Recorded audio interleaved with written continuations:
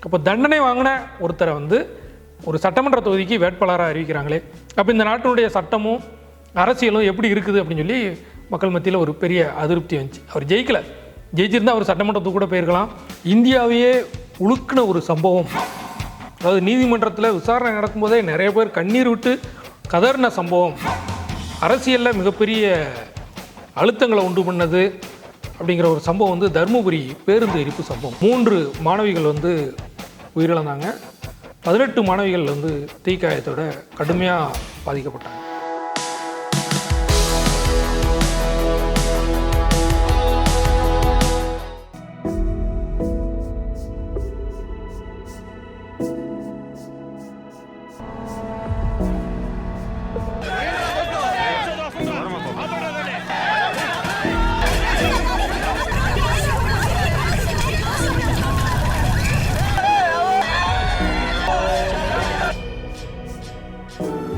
போய் நினைச்சு போய் போட்டா போட்டு 3 பிள்ளைங்க 16 பிள்ளைங்க அழுகுதுங்க.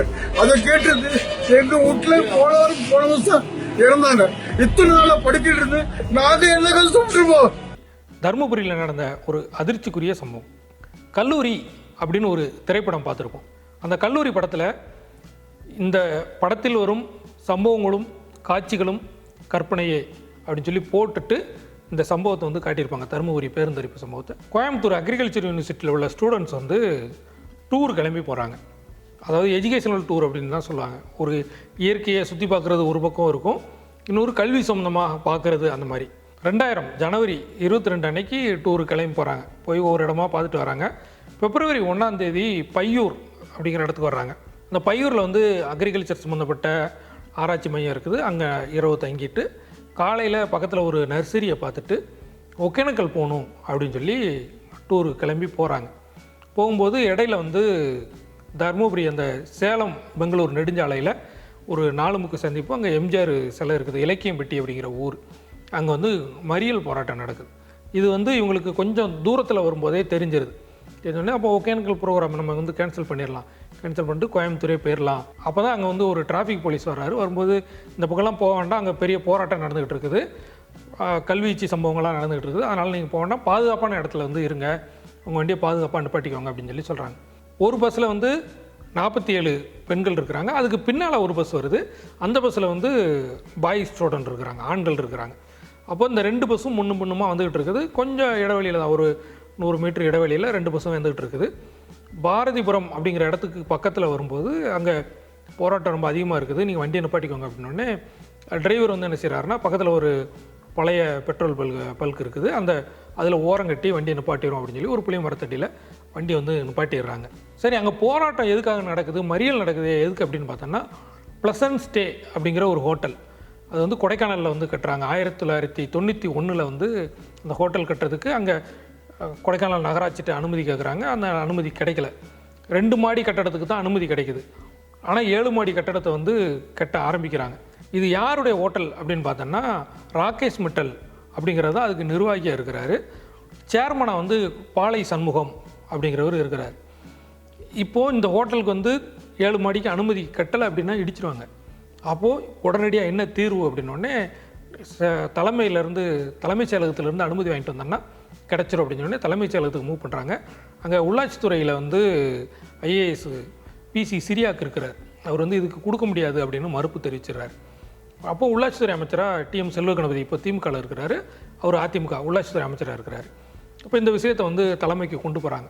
சிஎம்மாக வந்து ஜெயலலிதா இருக்கிறாங்க. அப்போது உடனே அந்த ஐஏஎஸ் ஆஃபீஸர் பிசி சிரியாக்கை மாற்றிட்டு ஹெச்எம் பாண்டே அவரை வந்து கொண்டு வராங்க. அவர் வந்தோடனே டக்குன்னு சைன் ஆயிடுது. மினிஸ்டரும் செல்வ கணபதியும் சைன் பண்ணிடுறாரு.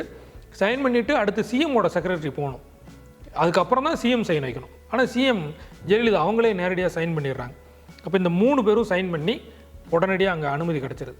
அப்போது இது முறைகேடு, அதாவது 94 இந்த கொடுத்த விஷயம் வந்து முறைகேடு அப்படின்னு சொல்லி 96 திமுக ஆட்சி வந்தோடனே கேஸ் போட்டு அந்த கேஸில் வந்து தண்டனை கிடைக்குது. 96 போடப்பட்ட கேஸில் வந்து தனி நீதிமன்ற நீதிபதி ராதாகிருஷ்ணன் வந்து விசாரிக்கிறாரு, சிறப்பு நீதிமன்றம். அதில் வந்து தண்டனை கிடைக்குது. ஜெயலலிதாவுக்கு வந்து 1 ஆண்டு சிறை தண்டனை, செல்வ கணபதிக்கு 2 ஆண்டு சிறை தண்டனை, 2000 ரூபாய் அபராதம் அப்படின்னு தண்டனை கிடைக்குது. தண்டனை வந்து உடனே நிறைவேற்றவும் இல்லை, அவங்கள பிடிச்சி ஜெயிலில் போடவும் இல்லை.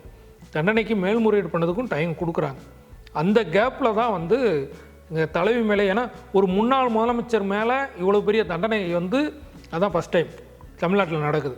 அப்போ எங்கள் தலைவி மேலே நீங்கள் கேஸ் போட்டிங்களா அப்படின்னு சொல்லி தொண்டர்கள் எல்லாமே கொந்தளிச்சிடுறாங்க. தமிழ்நாடு ஃபுல்லாக பல இடத்துல போராட்டம் நடக்குது. கவர்மெண்ட் பஸ் வந்து அப்போது எப்போ போராட்டம் நடந்தாலும் என்ன செய்வாங்கன்னா கவர்மெண்ட் பஸ்ஸில் கல் அவுட் அடிக்கிறது தான் போராட்டமே. எங்கே என்ன போராட்டம், ஜாதி பிரச்சனையாக இருந்தாலும் சரி, இல்லை ஒரு கட்சி பிரச்சனையாக இருந்தாலும் சரி, இல்லை ஒரு கோரிக்கையாக இருந்தாலும் சரி, டக்குன்னு கவர்மெண்ட் பஸ்ஸில் தான் அட்டாக் பண்ணுவாங்க. அப்போ எல்லா இடத்துலையும் நடக்குது. 5 பஸ்ஸு வந்து மொத்தமாக காலி பண்ணிடுறாங்க. தமிழ்நாட்டில் ஒரு 50 பஸ்ஸுக்கு மேலே வந்து அடித்து நொறுக்கப்படுது. 40 பேருக்கு மேலே காயப்படுறாங்க. தமிழ்நாடு ஃபுல்லாக நடக்கக்கூடிய அந்த போராட்டத்தில் தான் இலக்கியம்பட்டியில் நடக்கக்கூடிய போராட்டமும் ஒரு வன்முறையாக மாறுது. அங்கே ஒரு 4-5 பஸ்ஸை வந்து அடித்து நொறுக்கிடுறாங்க. 7B அப்படிங்கிற பஸ் வந்து அது பஸ்ஸில் வந்து ஒரு 4-5 சீட்டு வந்து தீப்பிடிச்சு எரிஞ்சிருது.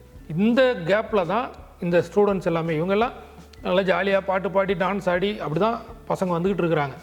ஏன்னா முன்பக்கம் அந்த பெண்கள் பேருந்து, பின்பக்கம் ஆண்கள் பேருந்து அப்படின்னு சொல்லி ஜாலியாக தான் வந்துகிட்டு இருக்கிறாங்க. டிரைவர் வந்து என்ன செய்கிறார் அப்படின்னா, அங்கே கல்லெறிகிறாங்க, சண்டை நடக்க அப்படின்னே ரைட் சைடு ஃபுல்லாக சட்டரை ஃபுல்லாக இறக்கி விட்றாங்க.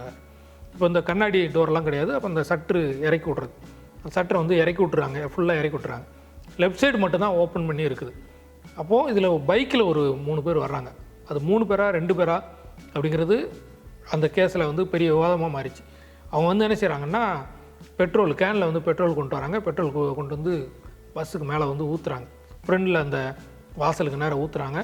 அதில் இன்னொரு விஷயம் என்னென்னா, அந்த காலத்தில் அந்த தருமபுரி ஏரியாவில் கவர்மெண்ட் பஸ் எல்லாமே பச்சை கலரில் இருக்கும். இந்த அக்ரிகல்ச்சர் யூனிவர்சிட்டி பஸ்ஸும் பச்சை கலரில் இருக்குது. இன்னொன்று அது TNAU அப்படின்னு சொல்லி பெருசாக போட்டிருக்கு. அப்போது இது கவர்மெண்ட் பஸ் தானே, கவர்மெண்ட்டை நம்ம கொளுத்துவோம். ஏன்னா ஆட்சியில் இருக்கிறது கருணாநிதி, தண்டனை வாங்கினது ஜெயலலிதா, அப்போ நம்ம கொளுத்துவோம் அப்படிங்கிற மாதிரி அவங்க முடிவெடுத்ததாக வந்து சொன்னாங்க. அப்போது பெட்ரோலை ஊற்றி இது பண்ணுறாங்க. இந்த கதறாங்க இவங்க எல்லாமே, குழந்தைங்கள்லாம் கதறி இறங்கிக்கிறோம் அப்படின்னு சொல்லி சொல்கிறாங்க. 2 ப்ரொஃபஸர் இருக்கிறாங்க, அவங்களும் டாக்டர் லதா அகிலா அப்படின்னு சொல்லி, அவங்களும் வந்து அவங்கள்ட்ட சொல்கிறாங்க, எங்கள் பசங்க இறங்கிக்கிட்டோம், அதுக்கப்புறம் என்னென்ன வேணாலும் பண்ணிக்கோங்க அப்படின்னு சொல்லி. ஆனால் கேட்கல, டக்குன்னு தீ வச்சிடுறாங்க. பஸ்ஸு தீ பிடிக்க ஆரம்பிச்சிருது. லக்கேஜ் எல்லாமே பின்னால் இருக்குது. இவங்க எதுலேருந்து எப்படி தப்பிச்சு வர்றது அப்படின்னு சொல்லி தெரியல. தீ பிடிச்ச உடனே பின்னால் இருந்து பசங்க பஸ்ஸில் இருந்து இறங்கி ஓடி வராங்க. சாப்பிட போனவங்க, சரவணபவன் ஹோட்டலுக்கு சாப்பிட போனவங்கெல்லாம் கடையை மூடிட்டாங்க, அங்கேருந்து ஓடி வர்றாங்க. ஓடி வந்து இவங்களை எப்படியாவது காப்பாற்றணும் அப்படின்னு சொல்லி ஜன்னல் வழியாக வந்து சிலரை கையை பிடிச்சி இழுக்கிறாங்க. பேக் டோரு ஓப்பன் பண்ண முடியல, அது வந்து லக்கேஜ் எல்லாம் போட்டு லாக் ஆகிருந்துச்சு அப்படின்னு மாதிரி சொன்னாங்க. அப்போ எப்படி இவங்களை காப்பாற்றுறது அப்படின்னு சொல்லி எல்லாத்தையும் ஜன்னல் வெளியே இழுக்கிறாங்க, இது பண்ணுறாங்க. ஒரு சிலர் தீ காயத்தோட அந்த ஃப்ரெண்டு வாசல் வெளியவே ஓடி வர்றாங்க. அந்த பஸ்ஸில் இருந்தது பார்த்திங்கன்னா எல்லாருமே பெண்கள் தான், மாணவிகள் தான். ஆண்கள் அப்படின்னு பார்த்தோன்னா கந்தசாமி டிரைவர், ஜெகநாதன் கிளீனர், இந்த 2 பேர் தான் ஆண்கள். இது எல்லாமே மாணவிகளாக இருக்கிறாங்க. அவங்களால டக்குன்னு உடனடியாக தப்பிச்சு போகவும் முடியல. தீயும் புகை மூட்டம் ஆயிடுது. தீ பிடிக்கிறது ஒரு பக்கம் இருந்தாலும் புகை மூட்டம் வந்து மூச்சு திணறல் ஆயிடுது. மூச்சு திணறல் ஆனோடனே தப்பிச்சு ஓரளவுக்கு எல்லாம் வெளியே வந்தோடனே பஸ்ஸு ஃபுல்லாக தீ பிடிக்க ஆரம்பிச்சிருது. வந்துட்டு அப்போ பார்த்தோன்னா ஸ்டூடெண்ட்ஸ் எல்லாம் எண்ணி பார்ப்போம் அப்படின்னு சொல்லி ப்ரொபோசர்ஸ் என்ன செய்கிறாங்க, எத்தனை ஸ்டூடெண்ட்ஸ் இருக்கும் அப்படின்னு சொல்லி எண்ணி பார்க்குறாங்க. 47 பேர் இருக்கணும், 5 பேர் குறையுது. இப்போ 5 பேர் குறையுது, எங்கே அப்படின்னு சொல்லி தேடுறாங்க. தேடும்போது தான் அதில் ஒரு 2 பேர் ஓரமாக இன்னொரு பயந்து போய் ஓரத்தில் நிற்கிறாங்க. அவன் இந்த 2 பேர் இருக்கிறாங்க அப்படின்னு சொல்லி அந்த 2 பேரை கூட்டிகிட்டு வந்துடுறாங்க. அப்போ இன்னும் 3 பேரை காணுமே, இன்னும் 3 பேர் குறையுதே, அவங்க எங்கே அப்படின்னு சொல்லி தேடும்போது தான் காயத்ரி, ஹேமலதா, கோகுலவாணி 3 பேரையும் காணும். 3 பேர் எங்கே இருக்காங்க அப்படின்னு சொல்லி எல்லாருமே தேடுறாங்க.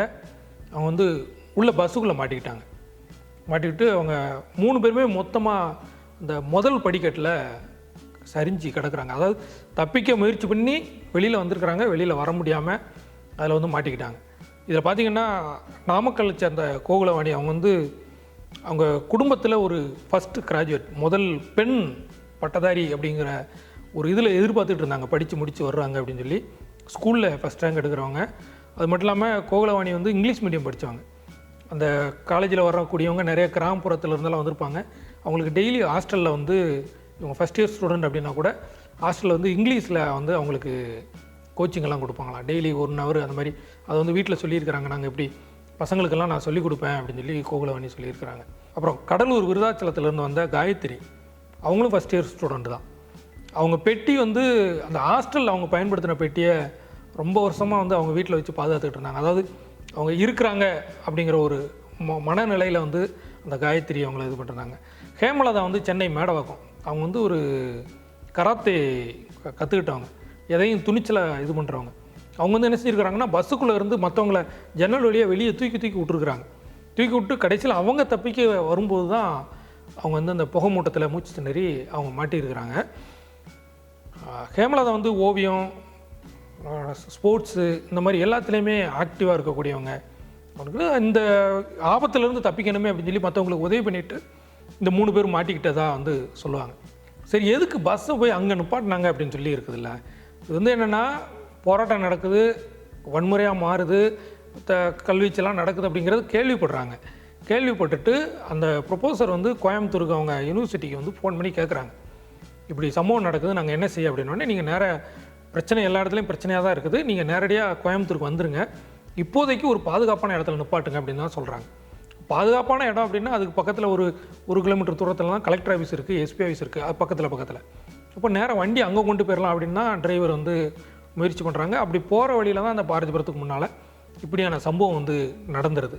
உடனே இந்த கேஸை வந்து இன்ஸ்பெக்டர் சண்முகையா விசாரிக்கிறாரு, எஸ்பி கந்தசாமி அவங்க வந்து பொறுப்பெடுத்து இது பண்ணுறாங்க.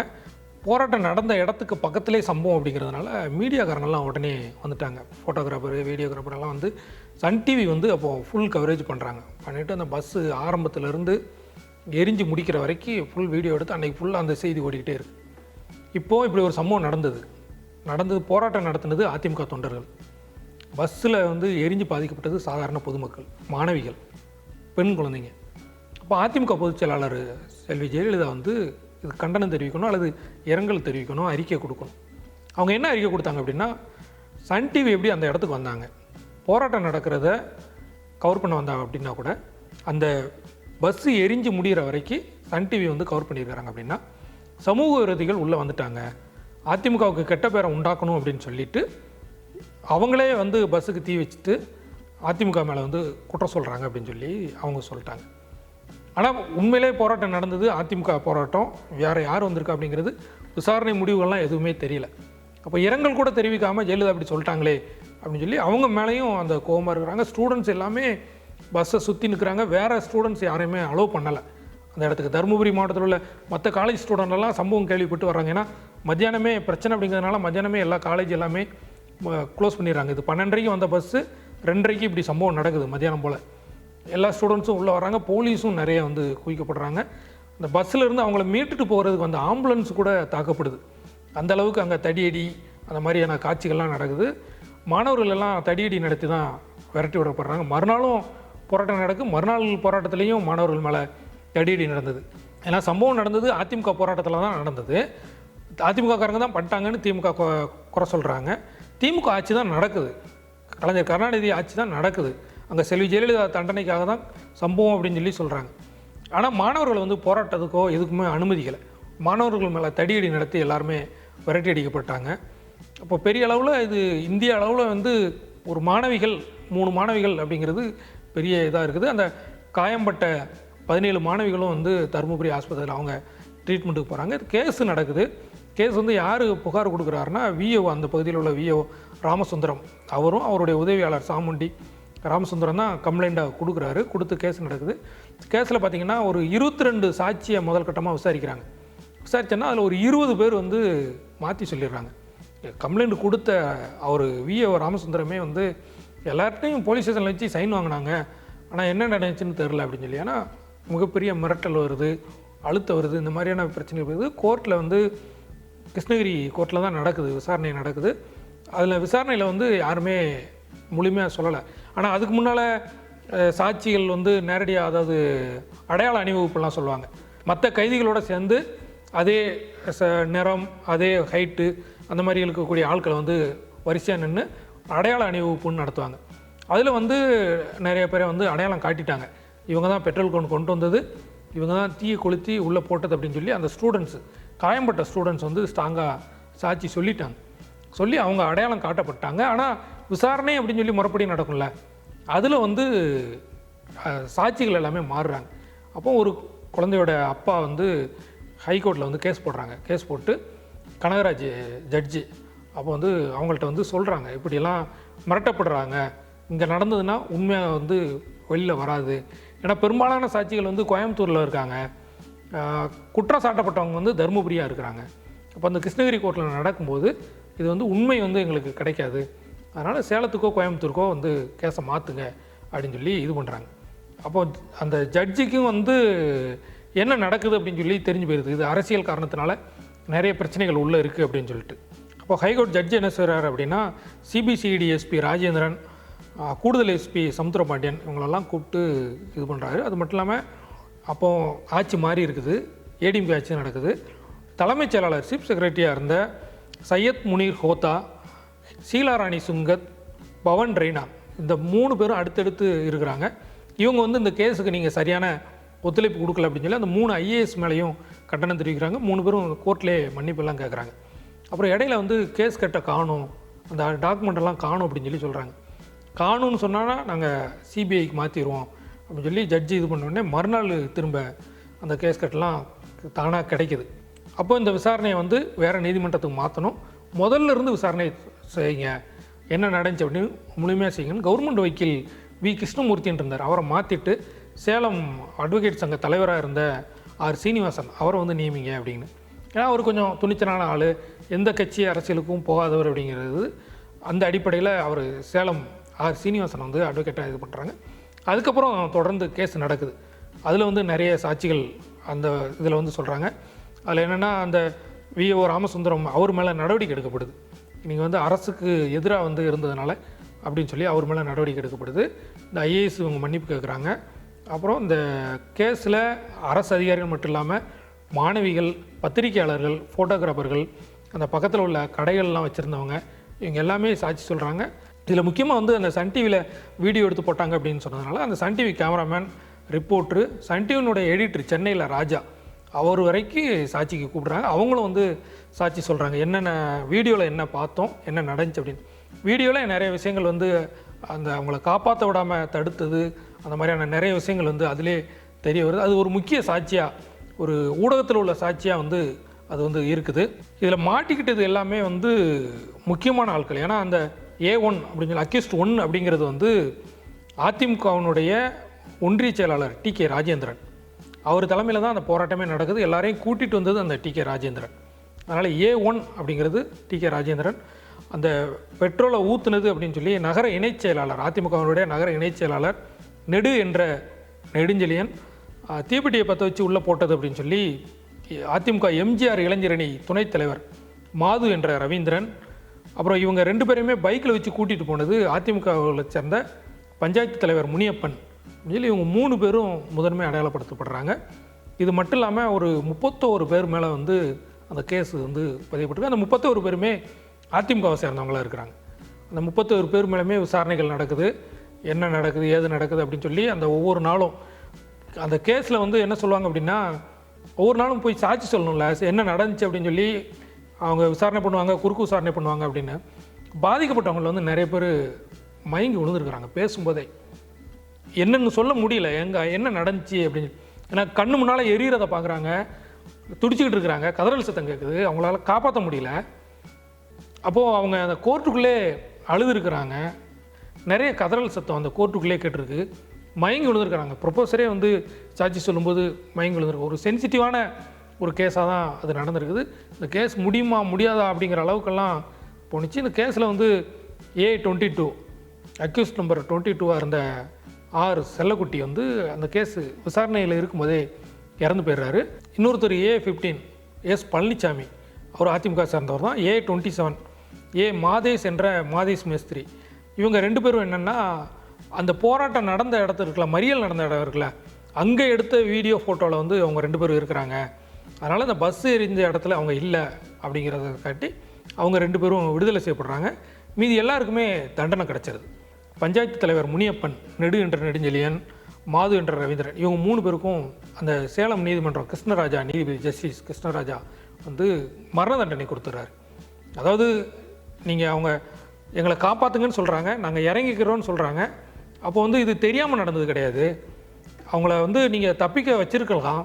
அதுக்கு முன்னாலே நீங்கள் கொலை செய்கிற நோக்கத்தோடு அந்த 46 பேரையுமே கொலை செய்கிற நோக்கத்தோடு தான் இந்த சம்பவம் நடந்திருக்குது அப்படின்னு சொல்லி, அதாவது அரிதினும் அரிதாத சம்பவத்தை தான் இந்த மாதிரி மரண தண்டனைலாம் கொடுப்பாங்க. அந்த மரண தண்டனை 3 பேருக்கு கொடுத்துட்றாங்க. மற்றவங்களுக்கு எல்லாருக்குமே வந்து 7 ஆண்டு சிறை தண்டனை அப்படிங்கிறது வந்து கொடுத்துட்றாங்க. யார், ஒரு ஒன்றிய செயலாளர் டி.கே. ராஜேந்திரன் முதல் கொண்டு எல்லாருக்குமே கொடுக்குறாங்க. 2007 வந்து தண்டனை கிடைக்குது. 2010 வந்து ஹைகோர்ட்லேயும் இது வந்து உறுதி செய்யப்படுது. கீழ்கோர்ட்டு கொடுத்த தண்டனை சேலம் கோர்ட்டில் கொடுத்தது உறுதி தான் அப்படின்னு சொல்லி அவங்க சொல்லிடுறாங்க. ஆனால் என்னென்னா அந்த மற்றவங்களுக்கு இருக்கிறாங்களா அந்த 3 மரண தண்டனை கைதிகள்லாம் மற்றவங்களுக்கு 7 ஆண்டு தண்டனை அப்படிங்கிறத, அதாவது ஒவ்வொரு கேஸுக்கும் தனித்தனியாக நீங்கள் அனுபவிக்காமல் எல்லா தண்டனையும் மொத்தமாக சேர்த்து ஏக காலத்தில் அனுபவிக்கிறது அப்படின்னு.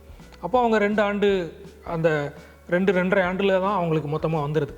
அப்போ அதை வச்சு ஏற்கனவே அவங்க ஜெயிலில் இருந்ததுனால அதை வச்சு அவங்க வந்து விடுவிக்கப்படுறாங்க. இந்த 3 பேரும் தூக்கு தண்டனை அப்படிங்கிறது உறுதி செய்யப்படுது. 2010 வந்து சுப்ரீம் கோர்ட் போகுது. அங்கேயுமே வந்து உறுதி செய்யப்படுது இவங்க மேலான தண்டனை. 2011 வந்து சுப்ரீம் கோர்ட்லேயுமே சொல்லிடுறாங்க. ஆனால் 2016 மறுசீராய்வு அப்படிங்கிற ஒரு வாய்ப்பு இருக்குது. அந்த சீராய்வு மனு வந்து தாக்கல் பண்ணுறாங்க. சீராய்வு மனு தாக்கல் பண்ணும்போது தான் இவங்களுக்கு வந்து மரண தண்டனையிலேருந்து ஆயுள் தண்டனையாக 3 பேருக்கும் குறைக்கப்படுது. இப்போ இதில் பார்த்தோம் அப்படின்னா இந்த அதிமுக இவங்களுக்காக மரண தண்டனை கொடுக்கக்கூடாது அப்படின்னு சொல்லி இப்போ திமுகவில் எம்எல்ஏவாக இருக்கக்கூடிய PH மனோஜ் பாண்டியன் OPS கூட இருந்தார். அப்புறம் திமுக போய் திமுகவில் எம்எல்ஏவாக இருக்கிறார். அவர் வந்து அப்போ அதிமுகவில் இருக்கிறார். அவர் வந்து மரண தண்டனை கொடுக்கக்கூடாது, ஜனாதிபதிக்கு கருணை மனு அனுப்புறதுக்கு வாய்ப்பு இருக்குது, சுப்ரீம் கோர்ட்டில் அப்பீல் போகிறதுக்கு வாய்ப்பு இருக்குது அப்படின்னு சொல்லி அவர் வாதாடினார். சுசில் குமார் அப்படின்னு சொல்லி சீனியர் அட்வொகேட்டு அவர் வந்து சுப்ரீம் கோர்ட்டில் அதை வாதாடினார்.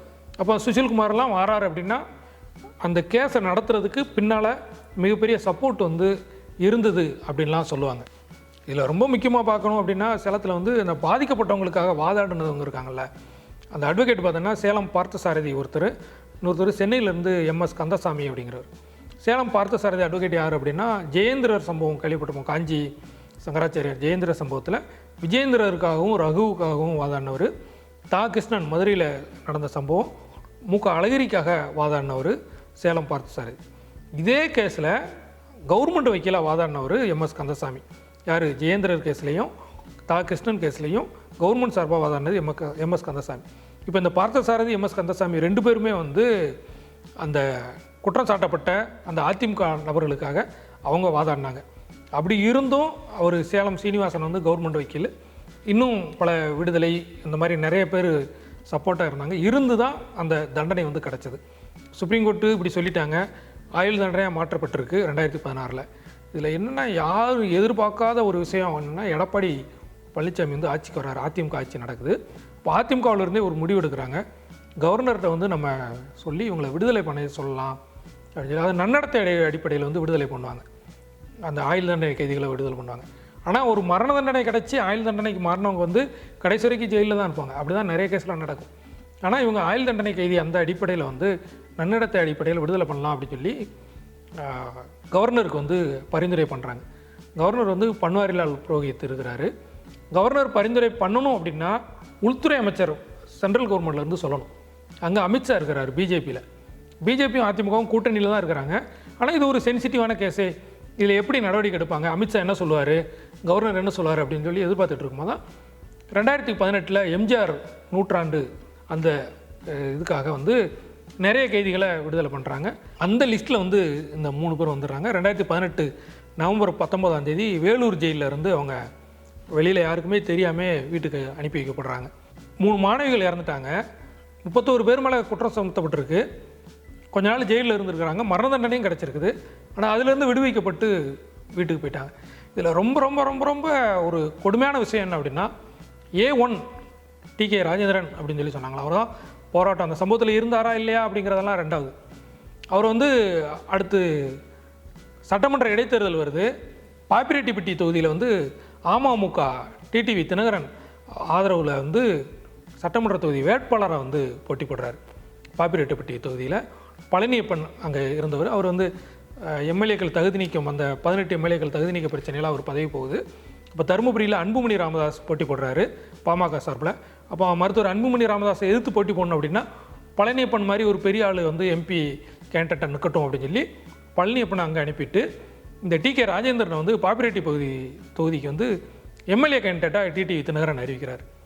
இப்போ அந்த பகுதி மக்களுக்கே ஒரு பெரிய இது என்ன, அது தருமபுரி கேஸில் சம்மந்தப்பட்டவரை வேட்பாளர் அறிவிக்கிறாங்கன்னா நிரபராதியே இருக்கட்டும், குற்றம் அவர் மேலே இல்லைன்னு கூட இருக்கட்டும். ஏன்னா அவர் அஃபிடவிட்டில் வந்து சொல்கிறாரு, தண்டனை வாங்கியிருக்கேன், 2 வருஷம் தண்டனை வாங்கியிருக்கேன் அப்படின்னு சொல்லி தேர்தல் வேட்புமனு அந்த வேட்புமனு தாக்கல்லே சொல்லியிருக்கிறார். அப்போ தண்டனை வாங்கின ஒருத்தரை வந்து ஒரு சட்டமன்ற தொகுதிக்கு வேட்பாளராக அறிவிக்கிறாங்களே, அப்போ இந்த நாட்டினுடைய சட்டமும் அரசியலும் எப்படி இருக்குது அப்படின்னு சொல்லி மக்கள் மத்தியில் ஒரு பெரிய அதிருப்தி வந்துச்சு. அவர் ஜெயிக்கலை, ஜெயிச்சிருந்தால் அவர் சட்டமன்றத்துக்கு கூட போயிருக்கலாம். இது போன்ற விஷயங்களுக்கு பெண்கள் பாதுகாப்பு பற்றி, மாணவிகள் பாதுகாப்பு பற்றி சட்டமன்றத்தில் கூட அவர் பேசியிருக்கலாம். ஏன்னா அது அந்த மாதிரியான அரசியல் தான் நம்ம ஊரில் நிறைய போய்கிட்டு இருக்கு. அப்போது இந்த பாதிக்கப்பட்ட அந்த மாணவிகளுக்கு 2 லட்ச ரூபா கொடுத்தாங்க அந்த டைமில். ஒவ்வொரு வருஷமும் அந்த நாளில் வந்து 2/2/2000 அன்னைக்கு கல்லூரி மாணவிகள் மட்டும் இல்லாமல் அந்த தருமபுரி பகுதி பொதுமக்களே வந்து எல்லாமே போய் அவங்களுக்கு நினைவெல்லாம் செய்கிறாங்க. அதுலேயும் நினைவு சின்னம்லாம் வச்சு இடித்து அவங்க ஃபோட்டோவெல்லாம் இது பண்ணாங்க அப்படிங்கிற இதெல்லாம் உண்டு. எல்லாருமே நினைவு கூறுறாங்க. ஆனால் என்ன தண்டனை, அந்த சம்பவத்தை செஞ்சவங்களுக்கு என்ன தண்டனை, அல்லது யார் செஞ்சா அப்படிங்கிறதுக்குள்ள ஒரு தீர்ப்பே வந்துருச்சு. சுப்ரீம் கோர்ட் வரைக்கும் உறுதிப்படுத்தப்பட்டு இருந்தும் முழுமையாக அவங்க திருந்துறதுக்கு தான் தண்டனை அப்படின்னு சொல்லியும் சொல்லுவோம். அது திருந்தினாங்களா என்ன அப்படிங்கிறதெல்லாம் இருக்குல்ல. அது வந்து தருமபுரி கேஸில் வந்து அந்த பேருந்தரிப்பு கேஸில் அரசியல் எல்லாத்தையும் தாண்டி ஒரு மனிதாபிமான அடிப்படையில் பார்த்தோம் அப்படின்னா அது இன்னுமே ஒரு மிகப்பெரிய கேள்விக்குறியாக தான் இருந்துக்கிட்டு இருக்கு.